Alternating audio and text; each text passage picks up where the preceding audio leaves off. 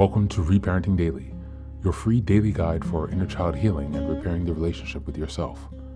This podcast helps you establish a consistent reparenting routine and is divided into 3 sections.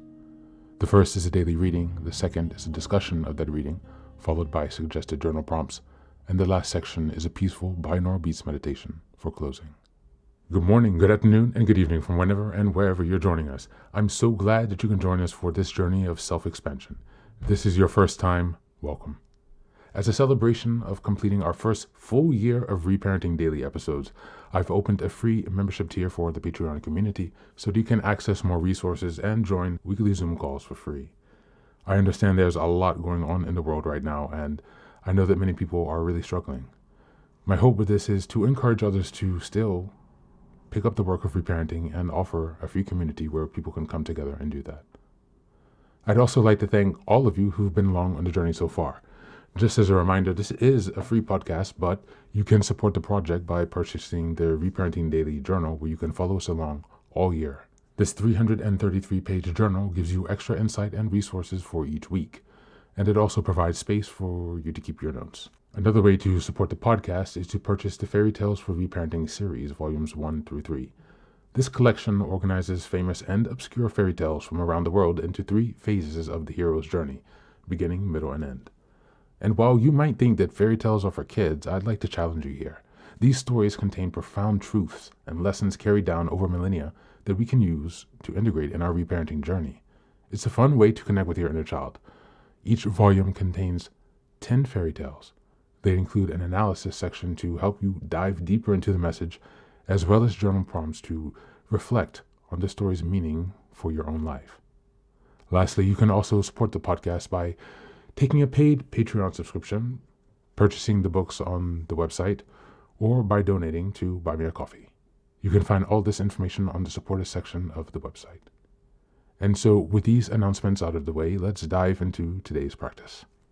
Today's reading is an article entitled 25 Actions to Boost Your Self-Confidence. Just as a reminder, we're in March, and the theme for this month is building self-trust and confidence. We're in week 3, and the theme for this week is building confidence through action as first day of the week. This article is very long, so I will put the link in the show notes as always, and you can dive deeper when you have some free time. I encourage you to do that because there's a lot of details here. We've read an article from his blog before, but this one is a new one. So without further ado, here is the article. 25 Killer Actions to Boost Your Self-Confidence. Once we believe in ourselves, we can risk curiosity, wonder, spontaneous delight, and any experience that revels the human spirit. E. Cummings. One of the things that held me back from pursuing my dreams for many years was fear of failure, and the lack of self-confidence that I needed to overcome that fear. It's something we all face to some degree, I think. The key question: how do you overcome that fear? By working on your self-confidence and self-esteem. Without really thinking about it in those terms, that's what I've been doing for all of these years, and that's what helped me finally overcome my fears and finally pursue my dreams.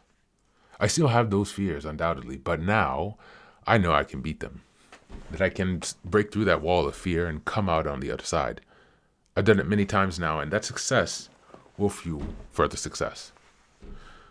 This post was inspired by a reader, Nick from Finland, who asked for an article about self-worth and self-confidence. Here's a quote: "Many of the things you propose make people feel better about themselves and actually help building, I will start over with this quote. Many of the things you propose make people feel better about themselves and actually help build self-confidence." I feel like there's a typo here. However, I would be interested on reading your input in general on this topic. Taking time out for your own plans and dreams, doing things other than the way that most people want them, and generally not necessarily fitting in, can be quite hard with low self-confidence. Truer words have never been spoken. It's nearly impossible to make time for your dreams, to break free from the traditional mold, and to truly be yourself if you have low self-esteem and low confidence. And as an aside, I know that some people make strong distinctions between self-esteem and self-confidence.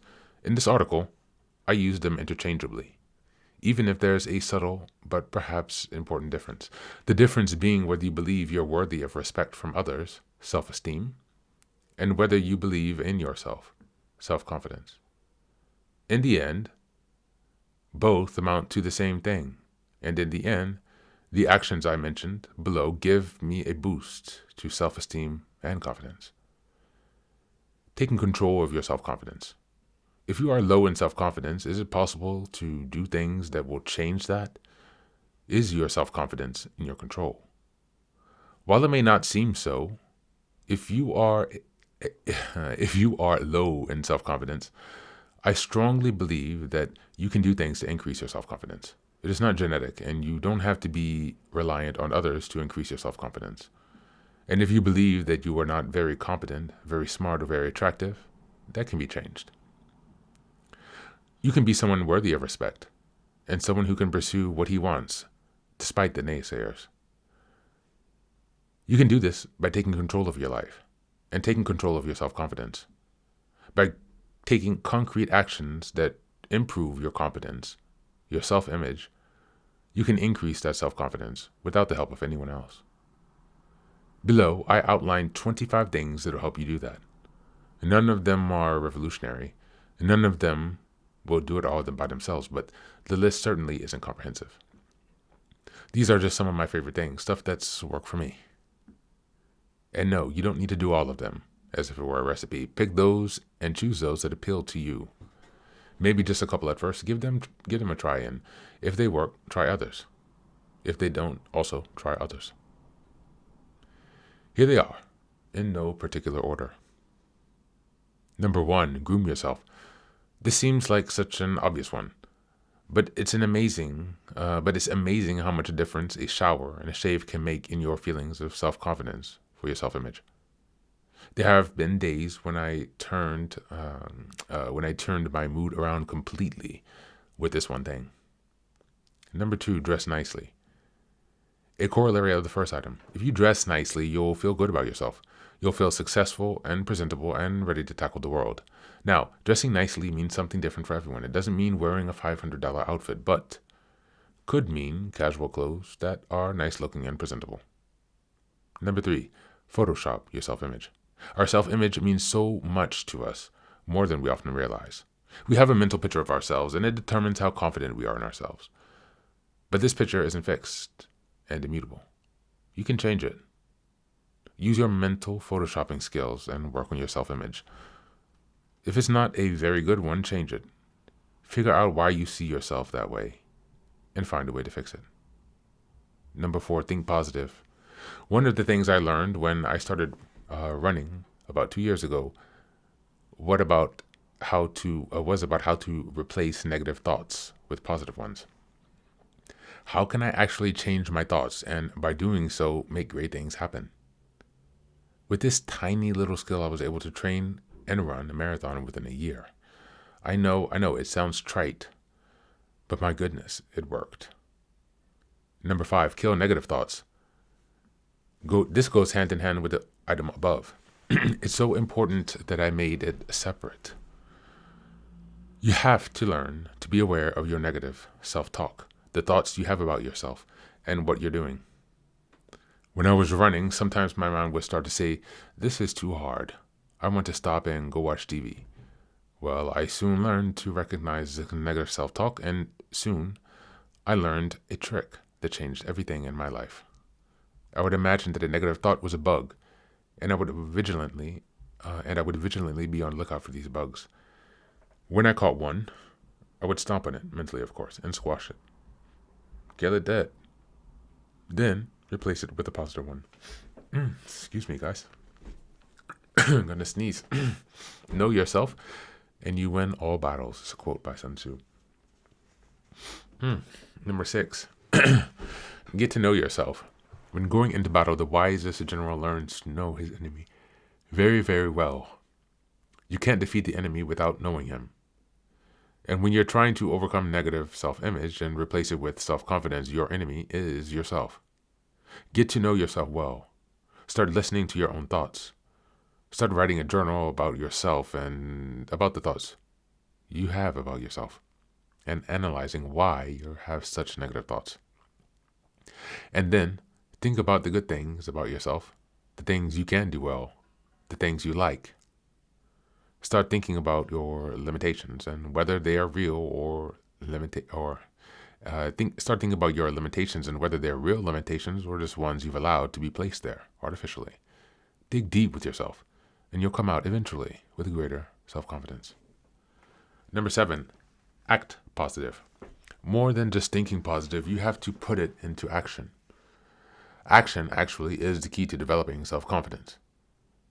It's one thing to learn to think positive, but when you start acting on it, you change yourself one action at a time. You are what you do. And so if you change what you do, you change who you are. Act in a positive way. Take action instead of telling yourself you can't, and be positive. Talk to people in a positive way. Put energy into your actions. Soon, you'll notice a difference. Number 8, be kind and generous. Oh, so corny. If this is too corny for you, move on. But for the rest of you, know that being kind to others and generous with yourself and your time and what you have is a tremendous way to improve your self-image. You act in accordance with the golden rule and you start to feel good about yourself and to think that you're a good person. It does wonders for your self-confidence, believe me. Another quote, one important key to success is self-confidence. A key to self-confidence is preparation. Quote by Arthur Ashe, a tennis player. Number 9, get prepared. It's hard to be confident in yourself if you don't think you'll do well at something. Beat that feeling by preparing yourself as much as possible. Think about it taking an exam. If you haven't studied, you won't have much confidence in your abilities to do well on the exam. If you studied your butt off and you're prepared, then you'll be much more confident. Now think of your life as an exam and prepare yourself. Number 10, know your principles and live them. What are the principles upon which your life is built? If you don't know, you will have trouble because your life will feel directionless. For myself, I try to live by the golden rule and fail often. This is my key principle, and I try to live my life in accordance with it. I have others, but they are mostly in some way related to this rule, the major exception being to live my passion. Think about your principles. You might have them, but perhaps you haven't given them much thought. Now, think about whether you actually live these principles or if you just believe in them but don't act on them. Thank you. That's the reading for today. We went up to number 10, and I will read the remaining tomorrow.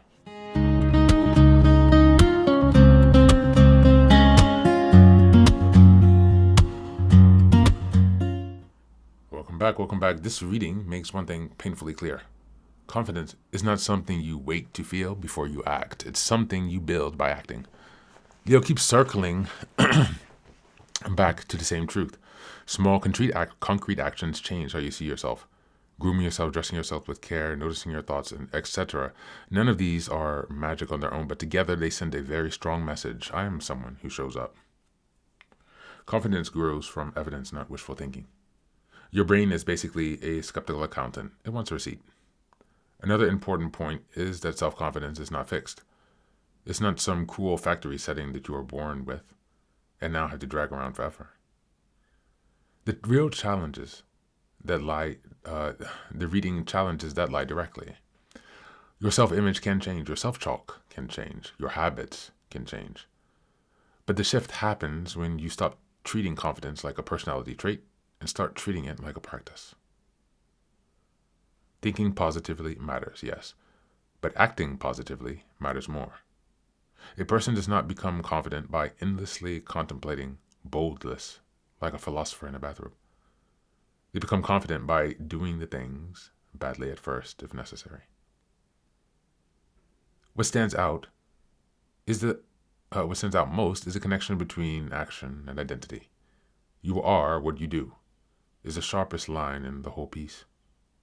If you repeatedly act with preparation, kindness, discipline, and courage, then your self-concept starts to catch up. Confidence is built when your behavior becomes proof of your values.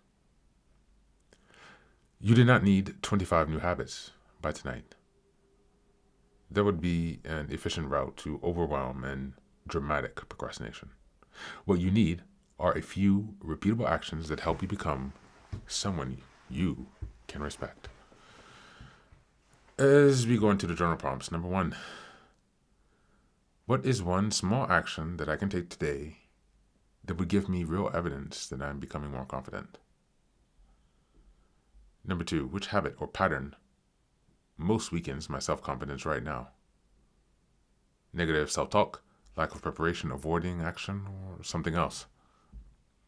And number 3, if confidence is built through behavior, what kind of person am I training myself to become through my daily actions? That's it for today. As always, thanks for being here. Take care of yourself, and please do be well.